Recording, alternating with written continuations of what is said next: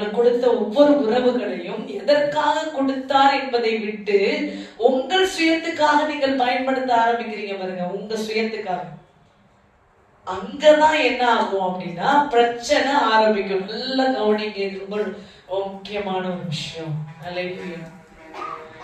பிரச்சனை ஆரம்பிக்கும். தேவனுடைய நோக்கம் நிறைவேறாது. ஓ நோக்கத்துல பிசாசு வேலை செய்வான். ஏன்னா ஓ நோக்கமும் தேவ நோக்கமும் ஒன்னா இருக்கிற வரையும் தான் பிரச்சனை இல்லை. நான் இந்த தோட்டத்துல வைக்கப்பட்டது நித்திய ஜீவனுக்குரிய ஜீவ விருட்சத்தின் கனியை புசிப்பதற்காக தேவன் எங்கள் இருவரையும் உருவாக்கி வைத்திருக்கிற நோக்கத்துல இருக்கிற வரையும் உனக்கு பிரச்சனை இல்லை. அல்லேலூயா.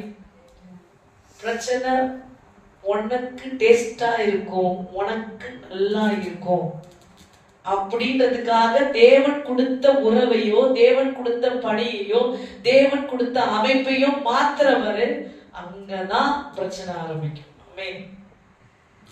அல்லேலூயா. இப்ப என்ன ஜெபிக்கணும் அப்படின்னா, தேவரே நீங்க எனக்கு கொடுத்த ஒவ்வொரு உறவுகளுக்கும் வேலைக்கும் எந்த நோக்கமா கொடுத்தீங்களோ உங்க நோக்கம் என்னவோ அதுவே என் நோக்கமா மாறட்டும். ஆமென். அல்லேலூயா. உங்க இன்டென்ஷன் என்னவோ அந்த இன்டென்ஷனாவே என் இன்டென்ஷன் மாறட்டும். என் இன்டென்ஷன் என்னைய எனக்கு சுயமான எனக்கு ஃபேவரானதா நான் மாத்தும் போது அது முழுவதுமாக பிரச்சனையாக மாறும். அல்லேலூயா. ஜெபிக்க போறீங்க. இப்ப என்ன ஜெபிக்க போறீங்க? உறவு, வீடு, ஆசீர்வாதம். இப்ப உங்களுக்கு புரியுமா? இந்த வாட்டு போடுங்க. அல்லேலூயா. என் பாட்டில் அல்லேலூயா. இப்ப இந்த பாட்டில் இருக்குன்னு வச்சுக்கோங்க. இதை தேவன் எனக்கு கொடுத்தது நோக்கம் என்ன? தண்ணி குடிக்க. புரிஞ்சுங்களா? நல்ல வேலை கத்தை எனக்கு உதவி செஞ்சாரு. அல்லேலூயா. தண்ணி குடிக்க.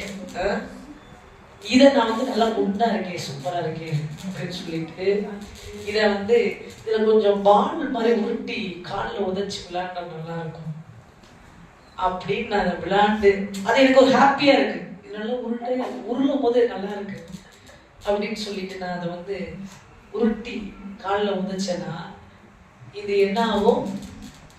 பயனற்றதா போயிடும், எனக்கு பிரயோஜனம் இல்லாததான் போயிடும். அல்லேலூயா. இது மாதிரிதான் தேவன் நமக்கு கொடுத்த இந்த டைரியில இருந்து அல்லேலூயா எல்லாவற்றுக்கும் ஒரு நோக்கம் இருக்கு. ஆமென். அல்லேலூயா. அது அந்தந்த காரியத்தை நீங்கள் அறிந்து பயன்படுத்தும் போது அது எப்படி உனக்கு